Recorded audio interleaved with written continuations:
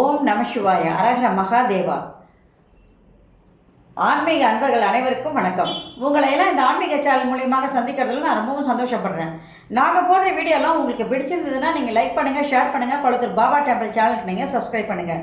நீங்கள்லாம் என்னோட வரும்பொழுது இன்னும் நிறைய விஷயங்களை சொல்ல நான் கடமைப்பட்டிருக்கேன். ஒவ்வொரு வாட்டியும் ஒவ்வொரு மாதமும் நான் அமாவாசையை பற்றி பல விளக்கங்களை கொடுத்துருக்கேன். ஆனால் இந்த மகாலய அமாவாசை என்பது மிக மிக சிறப்பு வாய்ந்தது. ஏன் இது சிறப்புக்குரியது? மகாலய அமாவாசை என்றால் என்ன?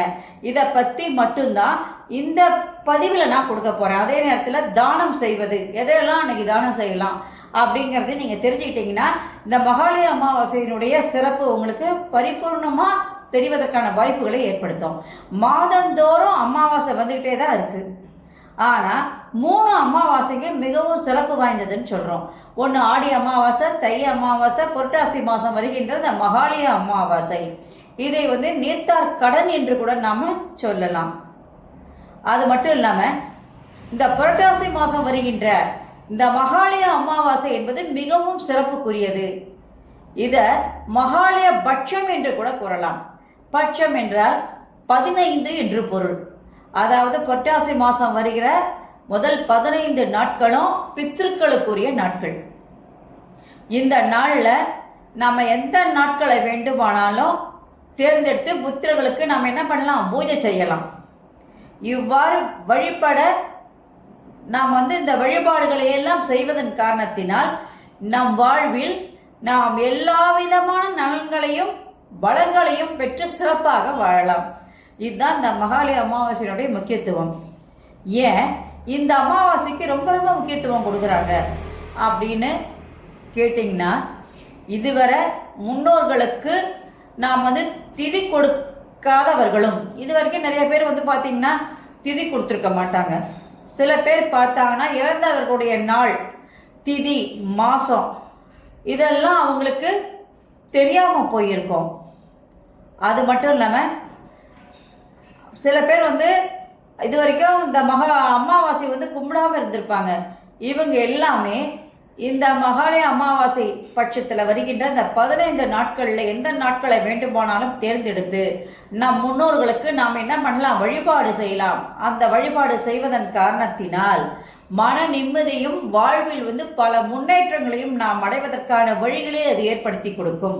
அதுதான் இதோடைய முக்கியத்துவமே. சில பேர் சொல்லுவாங்க, நாங்கள் தர்ப்பணம் செய்கிற வழக்கமே எங்களுக்கு கிடையாது, அப்புறம் நாங்கள் எப்படி இந்த பூஜையை செய்கிறது அப்படின்னு கேட்டிங்கன்னா, தர்ப்பணம் செய்யாட்டாலும் அன்னைக்கு இலையை போட்டு சாமிக்கு என்ன பண்ணலாம்? எப்படி நம்ம வழிபாடு செய்கிறோமோ அதே மாதிரி முன்னோர்களுக்கு என்ன பிடிக்குமோ அதெல்லாம் நீங்கள் அந்த இலையில வச்சு படைச்சி அவங்கள நினச்சி நீங்கள் பூஜை பண்ணி, அந்த பூஜை பண்ணதுக்கப்புறம் நீங்கள் அந்த வழிபாடுகளை முடித்ததுக்கப்புறம் அந்த காகத்துக்கு சாப்பாடு வச்சு நீங்கள் சாப்பிட்டீங்கனாலே அது போதுமானது. இந்த மாதிரி செய்பவர்கள் என்ன பண்ணணும்னா, முக்கியமாக முதல்ல எடுத்த உடனே காசியை நினைக்கணும். காசியை நினைத்து அந்த இறைவனை தன்னுடைய மனசுக்குள்ளே கொண்டு வழிபாடு செஞ்சால் பலன்கள் இரட்டிப்பாக மாறும். இந்த மாதிரி பூஜையை யார் மாதம் தொடர்ந்து இந்த பித்திருக்களுக்கு செய்கின்றார்களோ அவங்க எல்லாருமே யமனினுடைய ஆசீர்வாதத்தை பெறுகின்றனர். யமன் ஆசீர்வாதம்னா, இந்த உலகத்தை விட்டு நம்ம வெளியில் போகும்போது, இறக்கும் பொழுது, இறந்த மறு உலகு செல்லும் பொழுது அந்த யமனானவர் நம்ம செய்கின்ற தவறுகளை என்ன பண்ணுவார்னா கொஞ்சம் கொஞ்சமாக மன்னிப்பதற்கான வாய்ப்புகளை இந்த பூஜையானது ஏற்படுத்தி கொடுக்கும். அதுதான் யமனின் ஆசீர்வாதம் பெறுவது என்பது. அதுதான் நாம் இந்த உலகத்தில் நிம்மதியோடு வாழவும் பித்ருக்களின் ஆசீர்வாதம் மிக மிக முக்கியமாகும். அதனால நம்ம வாழ்க்கையில் நிம்மதி இருக்கணும்னா கண்டிப்பாக முன்னோர்களுடைய வழிபாடு நமக்கு நிச்சயமாக தேவை.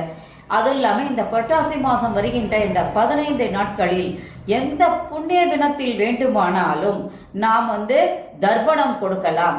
முக்தி அடையாத ஆன்மாக்கள்லாம் இருக்கும். அது அமைதியை தேடி அலைந்து நம் வீட்டிற்கு வரும். அப்பொழுது நாம் அந்த 15 நாட்களில் எந்த தினத்தில் வேண்டுமானாலும் தர்ப்பணம் செய்து அவங்களுக்கு பிடித்தமானதெல்லாம் நம்ம உணவெல்லாம் சமைச்சு கொடுக்கும் பொழுது அதையெல்லாம் அவங்க எடுத்துகிட்டு தாகத்தை தீர்த்துக்கிட்டு நிம்மதியாக நம்மளை வாழ்த்திட்டு செல்வாங்க. மகாலய அமாவாசை அன்று தர்ப்பணம் செய்து வழிபாடு செய்ய கண்டிப்பாக எல்லாரும் முயற்சி செய்யணும். ஒவ்வொரு அமாவாசைக்கும் நம்ம என்ன பண்ணுறோன்னா தாய் வழி, தந்தை வழி அந்த மாதிரி தான் நம்ம தர்ப்பணம் கொடுப்போம். ஆனால் இந்த மகாலய அமாவாசைக்கு மிக மிக சிறப்பு வாய்ந்தது. என்ன காரணம்னு கேட்டிங்கன்னா, தாய் வழி தந்தை வழி அல்லாது நம் முன்னோர்கள் யாரை வேணும்னாலும் நம்ம நினைக்கலாம். நண்பர்களை நினச்சி நம்ம அன்னைக்கு திதி கொடுக்கலாம். அதே நேரத்தில் நம்முடைய குருக்கள் இருப்பாங்க, அவங்கள நினச்சி நீங்கள் திதி கொடுக்கலாம். நமக்கு வேண்டப்பட்டவர்கள் யாராக இருந்தாலும் அந்த 15 நாட்கள் நம்ம என்றைக்கு வேணாலும் திதி கொடுத்தாலும் அது கண்டிப்பாக நம் முன்னோர்கள் நம்மை வந்து வாழ்த்துவதற்கான வாய்ப்புகள் அது நிச்சயமாக நமக்கு ஏற்படுத்தி கொடுக்கும். அதனால் இந்த 15 நாட்களும் நம் வீடு தேடி வருகின்ற நம்முடைய முன்னோர்கள் நம் வாயிற்படியில் என்ன பண்ணுவாங்கன்னா காத்திருப்பாங்க. எதுக்காக காத்திருக்காங்க அப்படின்னா, நாம் அவர்களுக்கு செய்ய வேண்டிய தர்ப்பணத்தை முறைப்படி செய்தால் அவங்க அந்த தர்ப்பணங்களை எல்லாம் ஏற்றுக்கொண்டு என்ன பண்ணுவாங்கன்னா நம்மளை மனதார வாழ்த்தி பித்ருலோகம் செல்வார்கள். இல்லாட்டி போனால் அவங்க மனம் வருந்தி பித்ருலோகம் செல்வார்கள்.